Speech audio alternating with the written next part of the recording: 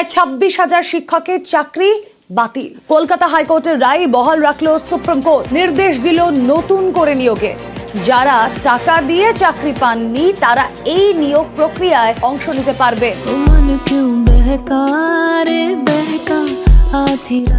কোথায় যাচ্ছ? শোতে যেতে হবে না, কোনো দরকার নেই। অনেকই দরকার আছে।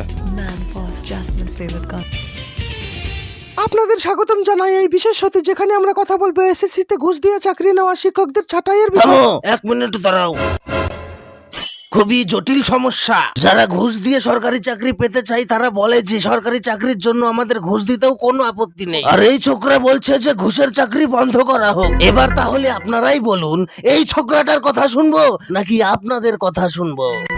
কালকে কেউ এটাও বলে বসবে যে সরকারি চাকরি করাই ছেড়ে দাও। বেটা তুমি চাওটা কি বলো?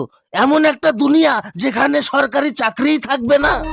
তোমার ধারণা আছে মানুষের কষ্ট কতটা? সরকারি চাকরি করার মতো যোগ্যতা নেই মানুষের কাছে, আর যোগ্যতা হবেই বা কোথা থেকে? শিক্ষা ব্যবস্থাটাই তো ভালো না। বহু ছেলে মেয়ে এমএ বিএ পাশ করে বিএড ডিএড করে বেকার বসে আছে। কেউ ফুচকা বিক্রি করছে, টোটো চালাচ্ছে, নয়তো চপের দোকান করছে। কেন? কারণ তারা চাকরি পাচ্ছে না। যদি চাকরি পাওয়ার জন্য কেউ দালালকে ধরে সেই দালালের হাতে কিছু টাকা দিয়ে কেউ যদি সরকারি চাকরি করতে পারছে, তাহলে তুমি কে হে তাদের কাছ থেকে তাদের সেই চাকরি কেড়ে নেওয়ার?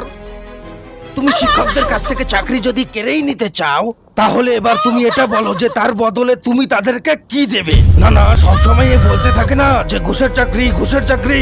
তাহলে আজ তুমি এখানে আমাদের সবাইকে বলো যে আসল চাকরিটা কি।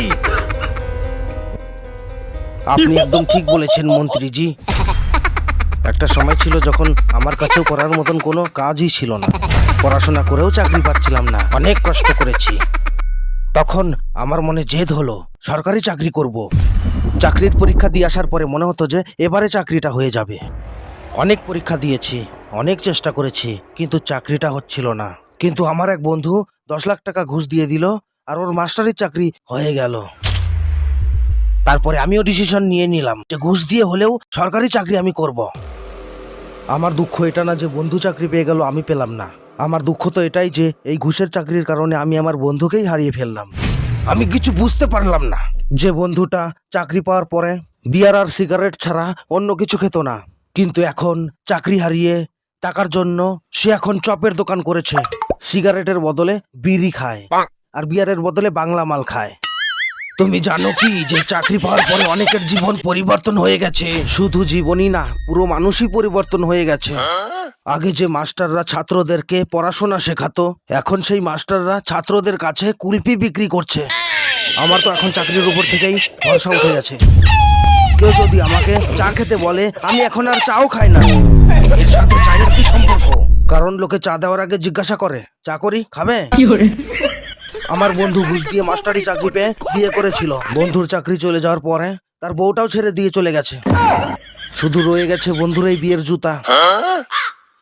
আপনারা বলেন যে চাকরি এক রকমের, কিন্তু আমি বলি না, চাকরি 2 রকমের। এক যেটা যোগ্যতায় পাওয়া যায়, আর এক যেটা ঘুষ দিয়ে পাওয়া যায়। যেটা পড়াশোনা করে পাওয়া যায় সেই চাকরি পেতে অনেক কষ্ট হয়, কিন্তু যে চাকরি ঘুষ দিয়ে পাওয়া যায় সেটা একদম তোমাদের মতোই মূল্যহীন। ঘুষের চাকরি, যার কোনো ভরসা নেই, টাকা থাকলেই পাওয়া যায়, আর গরিবের চটি ক্ষয় হয়ে যায়। আমার হিসাব খুবই সিম্পল। যে চাকরি যোগ্যতা দিয়ে হয় আর যে চাকরি ঘুষ দিয়ে হয়, সেই ডুপ্লিকেট চাকরিগুলো ছাঁটাই করো। আর এভাবেই সেদিন বহুদিনের প্রচেষ্টার পরে 2016 সালে ঘুষ দিয়ে নেওয়া এসএসসি চাকরিগুলো বাতিল হলো। যার অপেক্ষা পুরো শিক্ষিত সমাজ করছিল। এই কাহিনীটি ছিল পিকের। না জানি কোথা থেকে সে পশ্চিমবঙ্গে এসেছিল আর ঘুষের চাকরিগুলো বাতিল করে দিয়ে চলে গেল।